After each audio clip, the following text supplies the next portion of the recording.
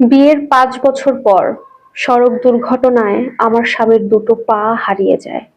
ডাক্তারের কাছে নিয়ে গেলে ডাক্তার স্পষ্ট করে জানিয়ে দেয় আমার স্বামী আর কখনো হাঁটতে পারবে না, কারণ সে তার পা দুটো হারিয়ে ফেলেছে, পঙ্গু হয়ে গেছে। যখন শুনলাম আমার স্বামী পঙ্গু হয়ে গেছে, আমার বুকের ভেতরটা একটা মোচড় মেরে উঠল। বেশ কিছুদিন যাবার পরে মনের মধ্যে শুধু অস্থিরতা কাজ করে। পঙ্গু স্বামীকে নিয়ে সংসার করাটা আমার জন্য পোষাচ্ছিল না, কেন যেন খুব বিরক্ত লাগতো। তাই অনেক চিন্তা ভাবনা করে তাকে ডিভোর্স দেওয়ার সিদ্ধান্ত নিলাম। সবাইকে বলে পঙ্গু স্বামীকে ডিভোর্স করে বাবার বাড়িতে গেলাম। বাবার বাড়ি থেকে বেশ কিছুদিন পরে বিয়ে করলাম। নিজে দেখে পছন্দ করে ভালোবেসে বিয়ে করলাম। তারপর হঠাৎ অনেকদিন পরে মার্কেটে গিয়েছিলাম।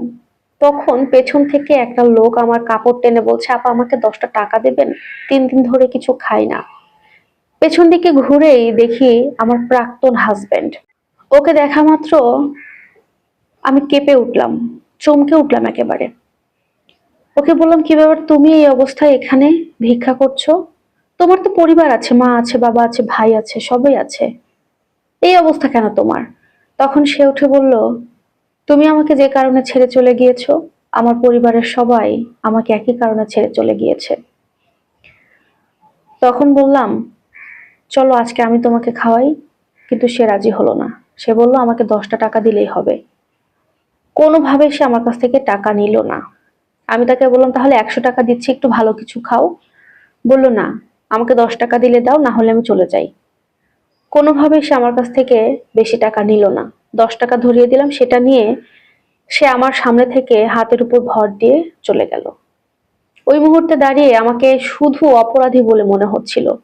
মনে হচ্ছিল আমার যদি এরকম দুটো হাত বা দুটো পা নষ্ট হয়ে যেত, বা আমার অন্য কোনো সমস্যা হতো, তাহলে কি আমার স্বামীও আমাকে ছেড়ে চলে যেত, যেমনটা আমি ওর সাথে করেছি। বারবার নিজেকে অপরাধী মনে হচ্ছিল। আর একটা কথা শুধু কানে বাজছিল। আমার প্রাক্তন স্বামী আমাকে সবসময় একটা কথা বলতো, তোমার যখন যা দরকার হবে আমাকে বলবে, আমি সাধ্য অনুযায়ী চেষ্টা করব। শুধু একটাই অনুরোধ, তুমি আমাকে রেখে কোনো অবস্থাতেই ছেড়ে চলে যেও না। আমি তোমাকে অনেক ভালোবাসি, তোমাকে ছাড়া আমি থাকতে পারবো না। সেই মানুষটার সাথে আমি এত বড় ধোঁকা দিয়ে কাজ করেছি। তাকে পঙ্গু অবস্থায় ফেলে রেখে আমি সুখের আশায় ভালো স্বামীর সাথে সংসার করার জন্য তাকে ছেড়ে দিয়ে চলে গেছি।